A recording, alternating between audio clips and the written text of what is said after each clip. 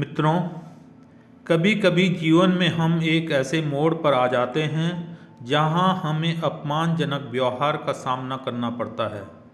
ऐसे में प्रेरणादायक कहानी, कविताओं और सुविचार के माध्यम से हमारे जीवन को एक दिशा नई मिल जाती है। प्रेरणादायक कहानियों के माध्यम से जीवन की अनेक समस्याओं का समाधान हम कर पाते हैं और जीवन को बदल देते हैं। आज मैं आपको एक कहानी सुनाने जा रहा हूँ मित्रों। जैसे मित्रों, हम सबके जीवन में कहीं ना कहीं इस तरह की घटनाएं घटित होती हैं। कभी कभी हम अच्छी तरह पढ़ लिख लेने के बावजूद भी सफल नहीं हो पाते हैं।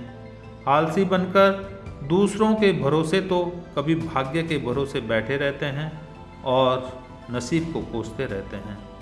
समझ में नहीं आता क्या करें और क्या नहीं करें। हम सबके पास एक अद्भुत क्षमता होती है। अगर इसे समय रहते पहचान लिया जाए तो हम एक अद्भुत शक्ति के मालिक बन सकते हैं। अपनी क्षमता के माध्यम से हर समस्या का समाधान भी हम कर सकते हैं और दूसरों की भी सहायता अगर चाहें तो कर सकते हैं। मित्रों, गांव में एक आलसी आदमी रहता था।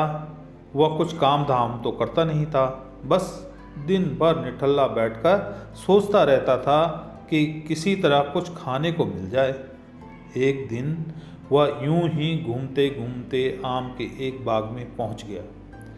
वहां रसीले आमों से लदे कई पेड़ थे। रसीले आम देख उसके मुंह में पानी आ गया और आम तोड़ने वह एक पेड़ पर चढ़ गया। लेकिन जैसे ही वह पेड़ पर चढ़ा, बाग का मालिक वहां आ पहुंचा।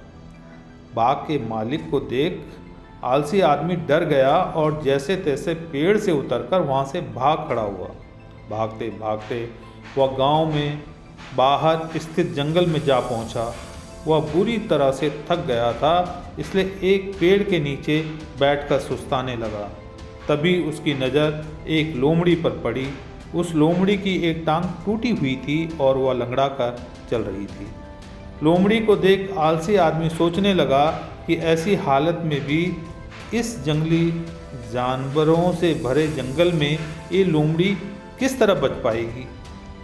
इसका अब तक शिकार कैसे नहीं हुआ। जिज्ञासा में वह एक पेड़ पर चढ़ गया और वहां बैठकर देखने लगा कि अब इस लोमड़ी के साथ आगे क्या होगा। कुछ ही पल बीते थे कि पूरा जंगल शेर की भयंकर दहाड़ से गूंज उठा, जिसे सुनकर सारे जानवर डर कर भागने लगे। लेकिन लोमड़ी अपनी टूटी टांग के साथ भाग नहीं सकती थी, वहां खड़ी ही रही।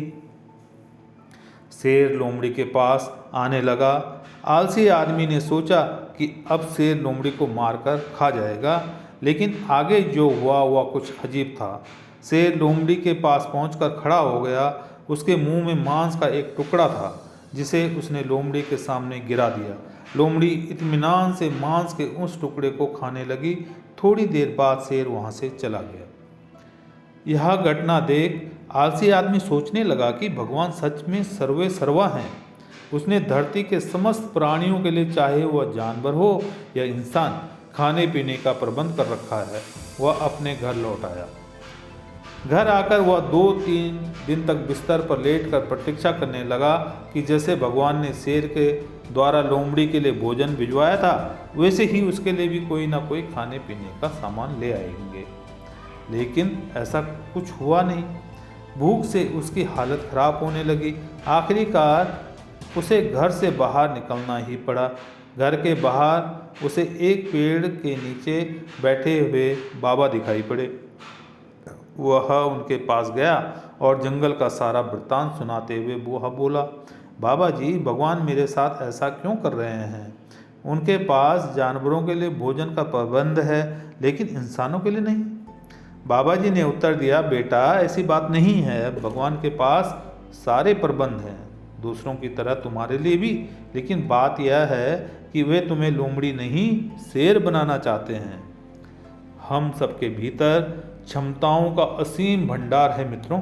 बस अपनी अज्ञानतावश हम उसे पहचान नहीं पाते और स्वयं को कमतर समझकर दूसरों की सहायता की प्रतीक्षा करते रहते हैं।